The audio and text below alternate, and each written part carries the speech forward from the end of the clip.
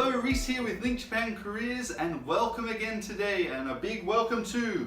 Hello everyone, my name is Fumi and I work as a recruiter with Link Japan Careers, and I also work with Reese. That's me, and you guys already know that. Alright, so today what we're going to discuss is culture shock or cultural fatigue, which I think is the more apt description. So culture shock is something that you don't just get on a holiday. You can sometimes get even living in a foreign country for a long period of time, and it can come really at any time. Like it could happen 2 weeks in, it could happen 2 months, it can happen, in my case it was 2 years in.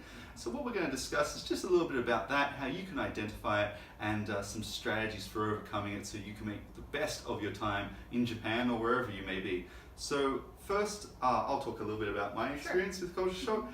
I came here originally on the JET program, and it was a lot of fun, and I was put in a rural place, and I was always ready thinking, yep, this is going to be where I get that cultural shock. I was ready for it, and it never came. I had a wonderful year. It was incredible in the rural countryside of Nagasaki. There was the community was great, the foreign community was great. There was a lot of support actually when I think back to it.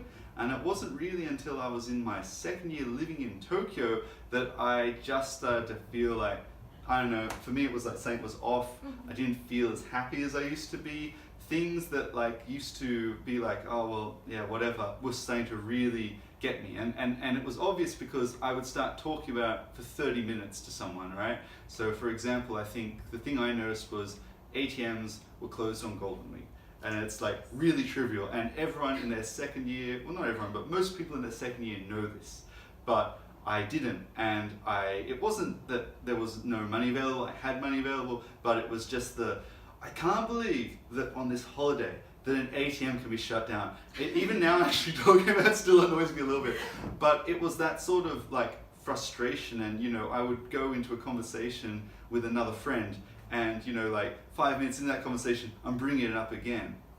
Another thing was just even though I was communicating well with my Japanese and I'd got some good certificates, I was just like, why is everyone still saying to me, oh, your Japanese is really good? It's like, yeah, I know, I've been studying. Just silly things, right? But they're things that do start to bother you when you're in that cultural fatigue. So before we talk about how I got out of it, Fumi, can you tell us a little about your experience? Did you ever have any cultural fatigue or shock?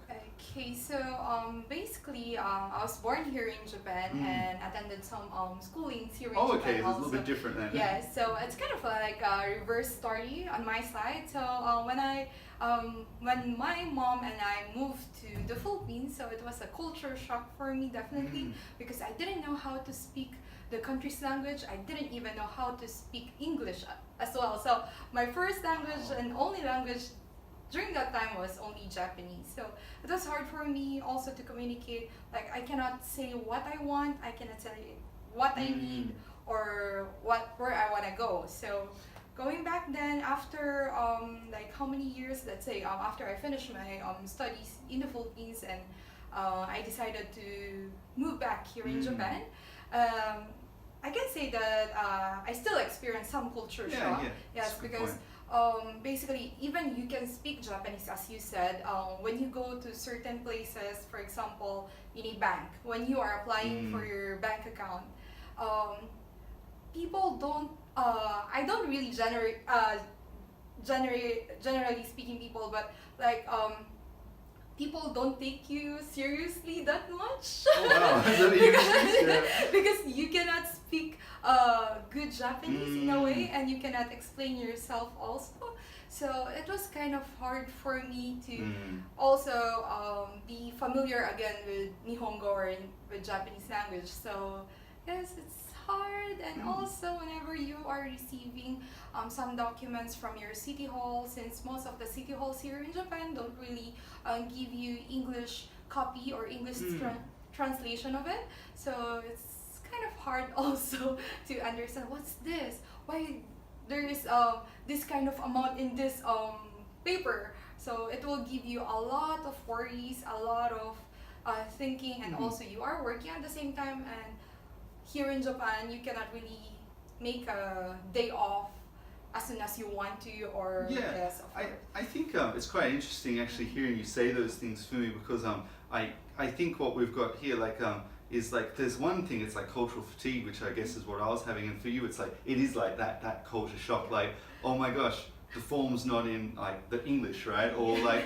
oh my gosh, like it's harder to take a day off work than it is back in my home country. So yeah, like they do cross over, but I guess they can be a little bit different. How did you overcome that problem? So I was able to overcome the problem in a way that, for example, in our company, we do have some Japanese staff who is very helpful for us. So whenever we have any problems in regards to a certain document that you receive in your house or any helps that we need, we always ask them that, hey, can you help me to translate this thing?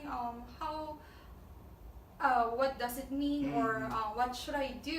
So for me, my best advice that I can give for foreigners like us is that never be scared or afraid on asking help to someone, because yeah, you might there will be, that's for sure, that there will be one person who will say no to you, but there is still a lot of person who will always be happy to help you. So whenever you are, for example, if you are an ALD, you have your company and you have your Japanese staff who is always be there for you. But once you ask for help, don't ever abuse it. Don't abuse it.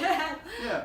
I think that's really good point. Like basically finding that support. So in that case, if there's forms that you're unfamiliar with, you know, Japan is very, very friendly. You know, whether you're in the countryside or the city, there's always going to be someone that wants to help you. It might be a neighbor, it might be a colleague, it might be a teacher. But you know, don't be afraid to just reach out to them and say, look, I'm struggling with this, can you help? You know, people will make time for you.